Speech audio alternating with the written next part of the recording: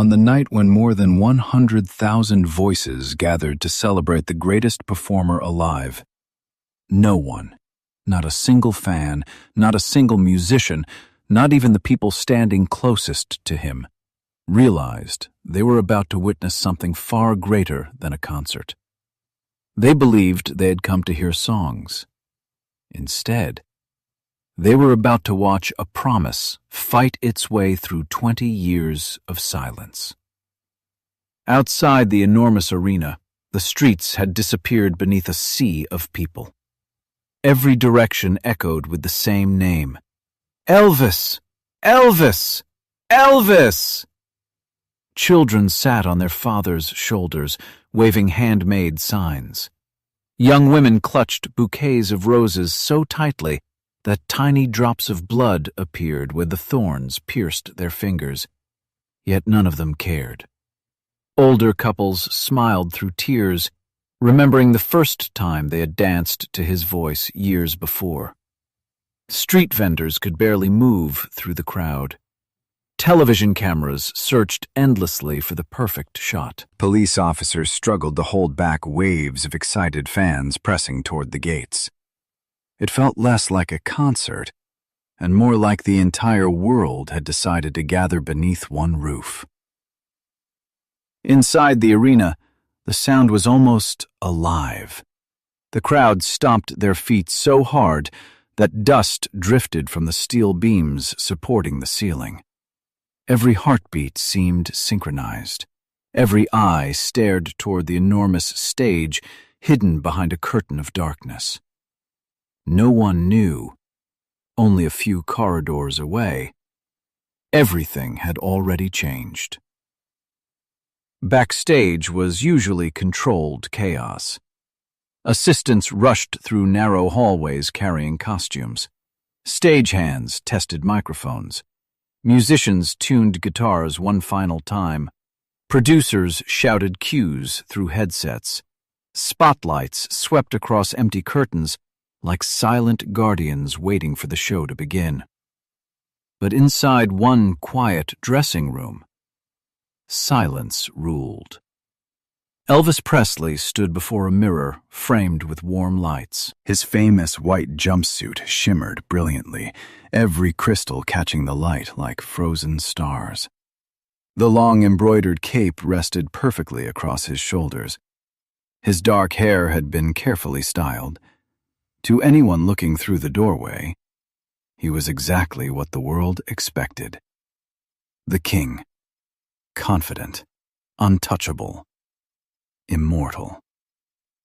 Yet the man staring back from the mirror saw something completely different.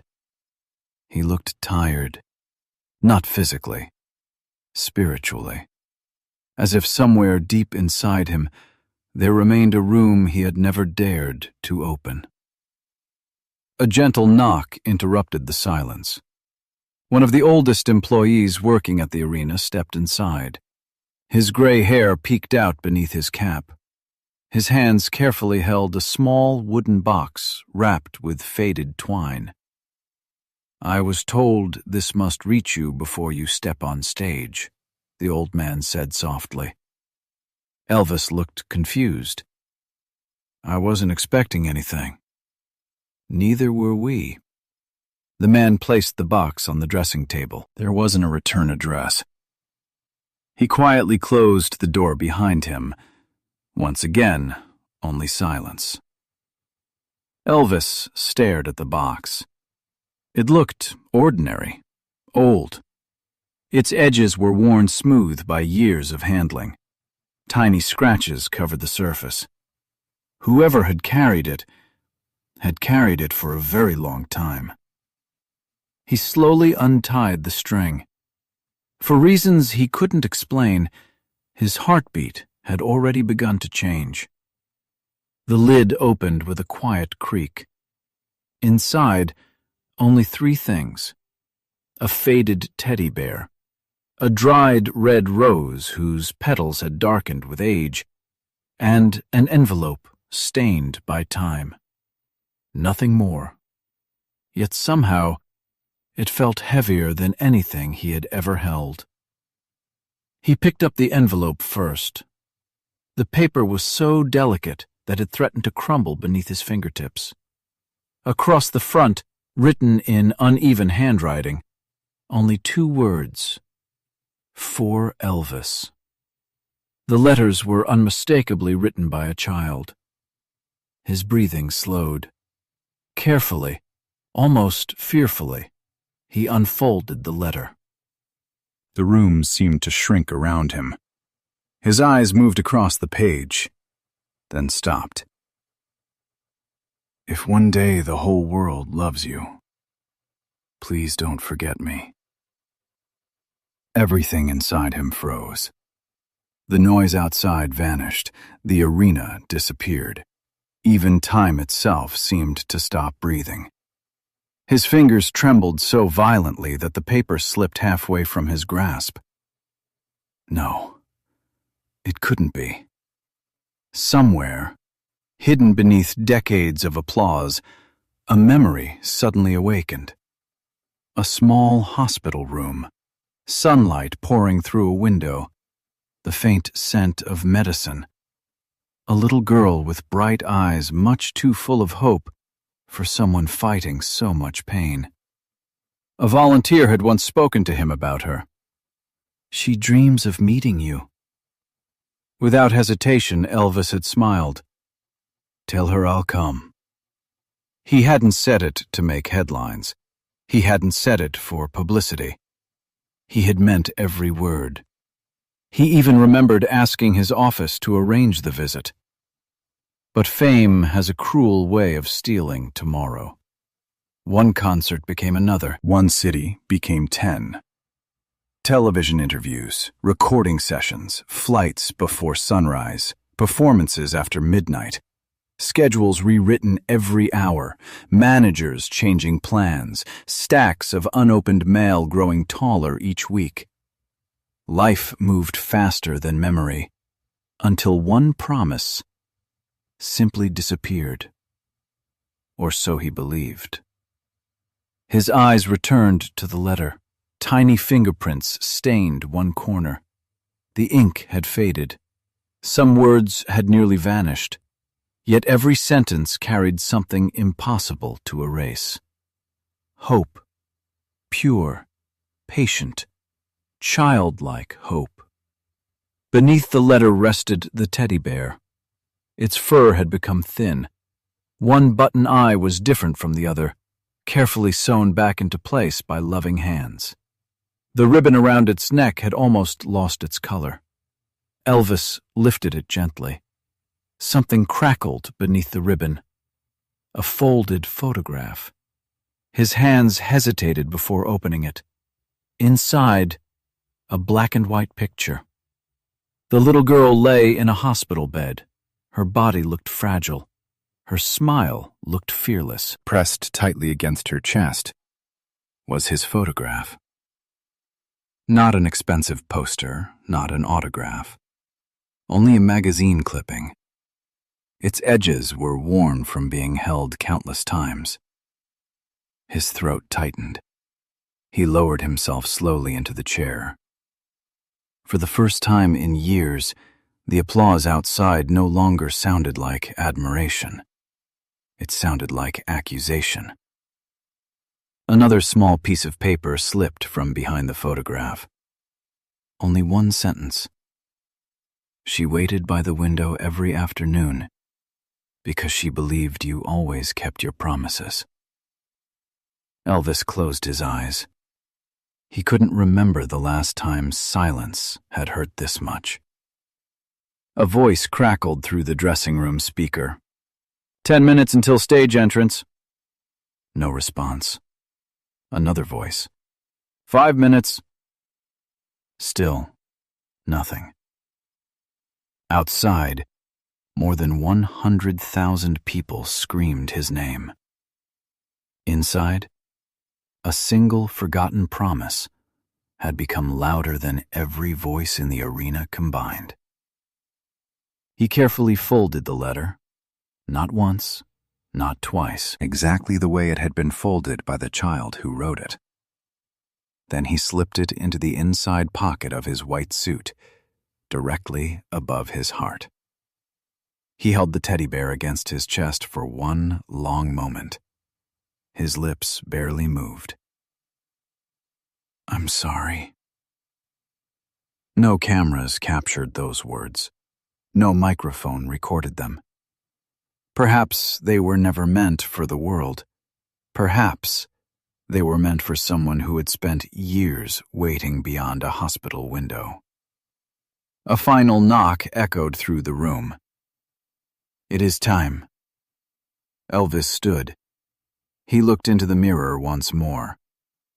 The reflection showed the same legendary performer millions adored, the same white suit, the same confident posture, the same unforgettable face. But behind those famous blue eyes, everything had changed. Tonight, he would not walk onto that stage as a legend. He would walk onto it as a man finally ready to keep a promise that had arrived far too late. And beyond the curtain, an entire stadium waited, completely unaware that before the first song was sung, one old letter was about to change every heart inside that building forever. The roar beyond the curtain shook the entire arena. Wave after wave of voices rolled through the building like an endless storm. "Elvis! Elvis! Elvis!" The chant grew louder with every passing second until it became impossible to tell where one voice ended and another began. The stage manager lifted his hand. "Places!" The band exchanged nervous glances. Everything was ready. The lights, the cameras, the orchestra, the pyrotechnics. Every second had been rehearsed to perfection. Only one thing was different. No one had rehearsed the expression on Elvis Presley's face. He wasn't smiling. He wasn't nervous. He looked like a man carrying something far heavier than fame. The curtain slowly began to rise. An explosion of light flooded the arena. The audience erupted. Thousands of flashes burst like stars across the darkness. People screamed so loudly, the floor beneath the stage trembled. Flowers immediately began flying through the air. Red roses, white lilies, sunflowers. Children tossed small teddy bears toward the stage. Young women reached over the barricades, hoping their bouquets might somehow reach him. Normally, Elvis would grin, wave, strike his familiar pose, then launch into an unforgettable opening number that sent the crowd into absolute chaos. But tonight, he simply walked, slowly, quietly. Every step echoed through the silence inside his own heart. He reached the center of the stage. The spotlight followed him. The band waited for the signal. The audience continued cheering. Then, Elvis gently raised one hand. The orchestra stopped before playing a single note. Confusion spread across the musicians. The crowd slowly noticed. The screaming weakened, then softened, then disappeared. An arena that had been louder than thunder only moments before became so quiet that someone in the front rows could hear the soft hum of the stage lights. More than 100,000 people stared toward the man dressed in white. Elvis looked across the sea of faces. He saw children sitting on their parents' shoulders, couples holding hands, old friends embracing one another, teenagers crying simply because they were seeing their hero. For years he had believed these people came only to hear his voice. Tonight, he realized they had come to feel something much deeper. He slowly lifted the microphone. His voice was calm, almost fragile. "I've stood on many stages." A gentle smile crossed his face. "I've sung in front of crowds larger than I ever dreamed possible." He paused. "But tonight," his eyes drifted toward the ceiling, Tonight isn't about me. The audience remained perfectly still. No one moved. No one shouted. No one even raised another flower. Elvis reached into the inside pocket of his white suit. His fingers found the old letter. He didn't unfold it. He simply held it. There was someone, his voice nearly broke, who believed in me before the world ever did. The cameras zoomed closer. His eyes glistened beneath the spotlight. I promised I would visit her. Silence. I promised. He swallowed. And I never came. Somewhere in the audience, a woman quietly covered her mouth. Another wiped tears from her eyes without even knowing why. Elvis continued. I spent years believing that promise had simply disappeared. He looked down at the letter resting in his hands. But promises never disappear. They wait. They wait inside our hearts. And one day, they ask to be remembered. Behind him, the giant screen flickered to life. At first, only darkness. Then, an old black and white photograph slowly faded into view. A little girl lay in a hospital bed. She looked impossibly small beneath the blankets, yet her smile filled the entire screen. She held a worn magazine featuring Elvis Presley against her chest, as though it were the greatest treasure she had ever owned. A wave of emotion swept across the stadium. No one knew her name. No one recognized her face. Yet somehow, everyone felt as though they already knew her. Elvis turned toward the photograph. For several seconds, he couldn't speak. The audience waited with him. Finally, he whispered, I found this letter today. He carefully unfolded the fragile paper. The words were written many years ago. His hands trembled as he began reading. If one day the whole world loves you, please don't forget me. A deep silence settled over the arena. Even the wind seemed to stop. Elvis lowered the letter. I never received it. His voice cracked. It was lost before it ever reached me. Another long pause.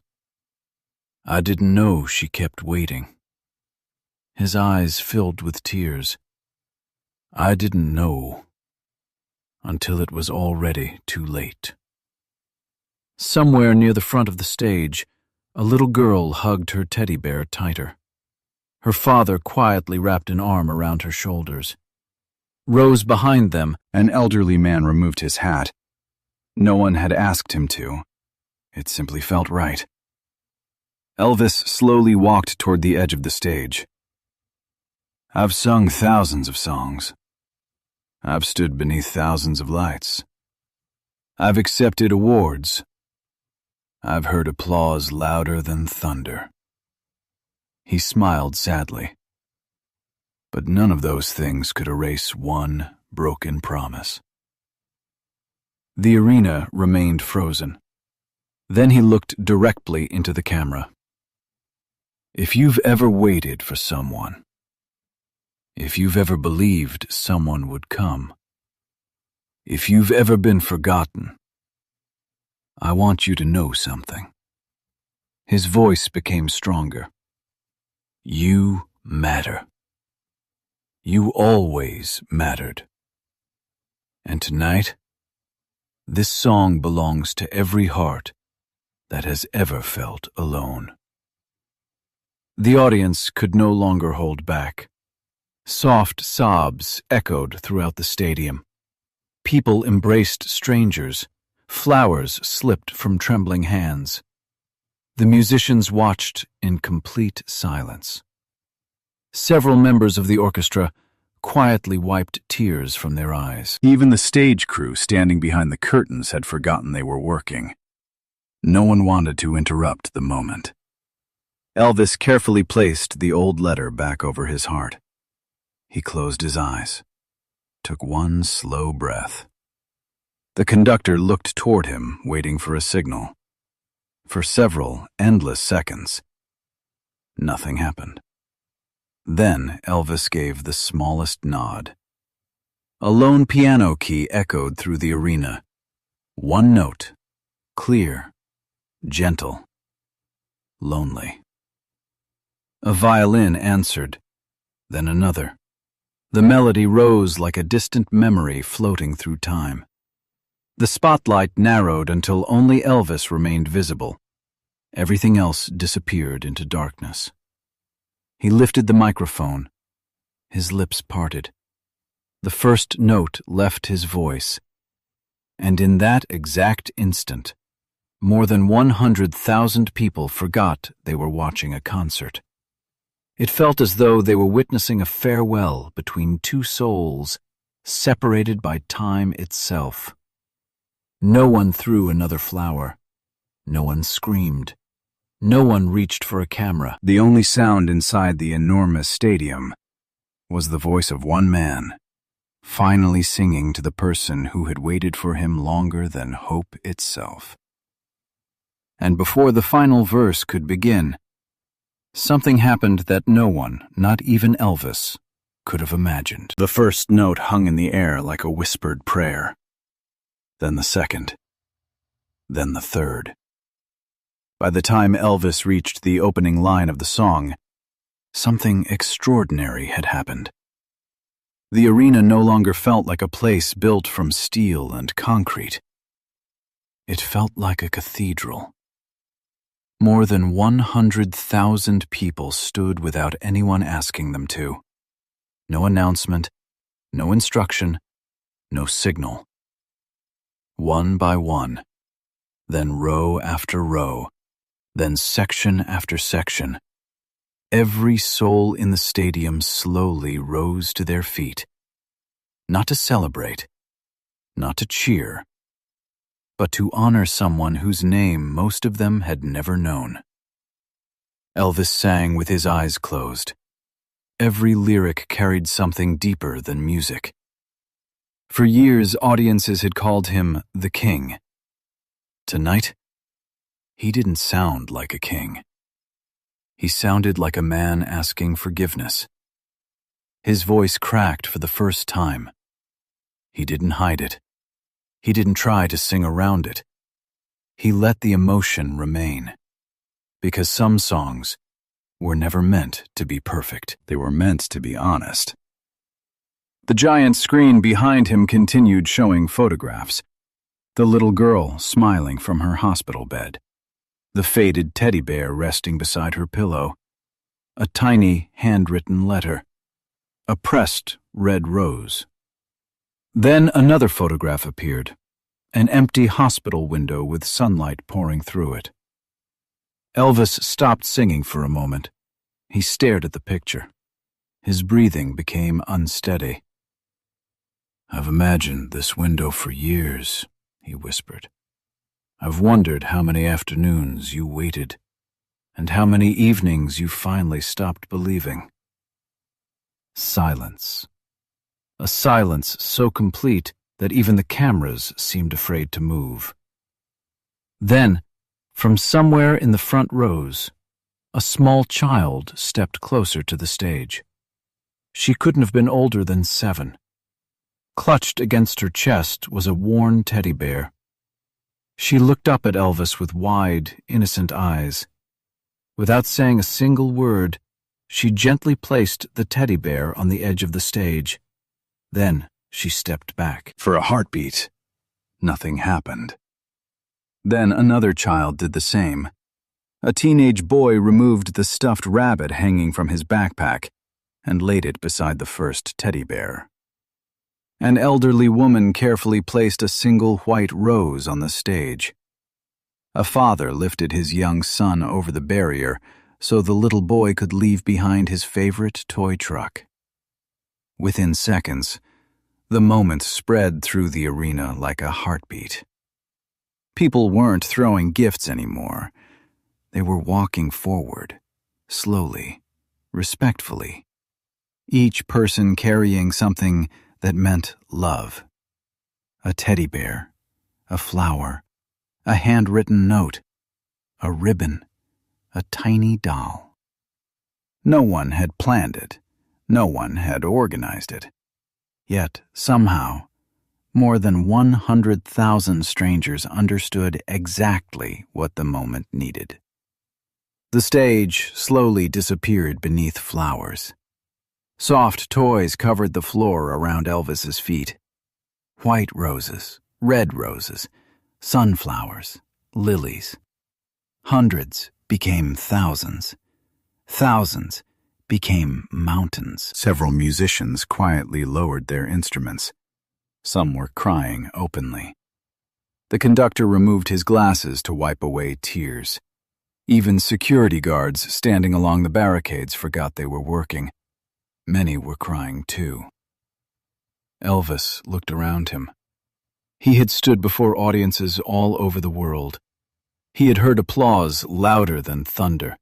He had broken records, filled stadiums, sold millions of records. Yet nothing compared to the sight before him now. He slowly reached into his pocket once more. The old letter, its edges trembled between his fingers. There is something else. His voice was barely above a whisper. I didn't read all of it. The audience leaned forward. Even those in the highest seats held their breath. He carefully turned the letter over. On the back, written in smaller handwriting, was another message. The ink had almost disappeared with time. Elvis swallowed before reading. If I never get to meet you, his voice cracked. Please keep singing so people who feel alone will remember that someone still understands them. He couldn't continue. His head dropped. The microphone slipped slightly in his hand. For several long seconds, he simply cried. Not the tears of a celebrity, not the tears of a performer. The tears of a man who had finally discovered that the greatest gift he had ever been given was never fame. It was the chance to make strangers feel less alone. When he finally lifted his head again, his face was wet with tears. He smiled. Not the famous smile seen on magazine covers. A quieter one. A grateful one. You know, he said softly, I spent years believing success meant hearing people scream your name. He looked across the sea of faces. But I was wrong. He placed one hand over his heart. Success is knowing someone who has never met you, still believes tomorrow is worth waiting for. He slowly opened both arms, as though he wanted to embrace every person inside the arena. I couldn't keep my promise then. His voice echoed gently through the stadium. But tonight, I can keep it for every lonely heart still listening. The orchestra began playing once more. This time, no one sang with him. No one interrupted. No one even moved. People simply listened. Some with tears running freely down their faces. Some holding the hands of strangers. Some closing their eyes. Some remembering loved ones they had lost. For those few unforgettable minutes, the arena stopped being a concert venue. It became a place where grief met hope, where regret met forgiveness, where one forgotten promise became the reason thousands remembered the people they themselves had lost. As the final note faded into silence, something unexpected happened.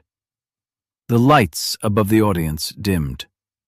Tiny white petals drifted gently from the ceiling, not enough to feel theatrical, just enough to resemble quiet snowfall. The petals landed softly across the mountains of flowers and teddy bears covering the stage. No one applauded, not immediately. Some moments are too sacred for noise. Elvis looked upward for a long time. Then he whispered words almost no microphone could catch. "I hope you waited long enough to hear this." He gently kissed the old letter, folded it carefully, placed it back over his heart, and slowly walked away from the microphone. The audience remained standing, not because they expected another song, because they couldn't bring themselves to leave. Long after Elvis disappeared behind the curtain, no one moved. It felt wrong to speak. Outside, the city buzzed with excitement. Reporters talked about record-breaking attendance. Newspapers praised another unforgettable performance. Television broadcasts celebrated one of the most emotional concerts ever witnessed. But none of them knew the real story. None of them knew about the little wooden box, the faded teddy bear, the forgotten letter, or the promise that had traveled through 2 decades to find its way home. The next morning, before anyone else arrived, Elvis quietly gave only one instruction. Every teddy bear, every doll, every toy left on that stage was to be delivered to children's hospitals. Every flower, without exception, was to be placed beside the grave of the little girl whose hope had changed an entire stadium. He asked for no photographs, no interviews, no headlines. No one needs to know who gave them, he said. They only need to know someone remembered. Years passed. Songs continued to play. Records continued to spin. Generations grew up listening to the voice that had once shaken the world. Yet among the people who had been inside that arena on that unforgettable night, one memory never faded. They could no longer remember the exact set list. Many forgot the order of the songs. Some even forgot what clothes they themselves had worn. But every single one of them remembered the silence. The silence before the music. The silence that taught them something applause never could.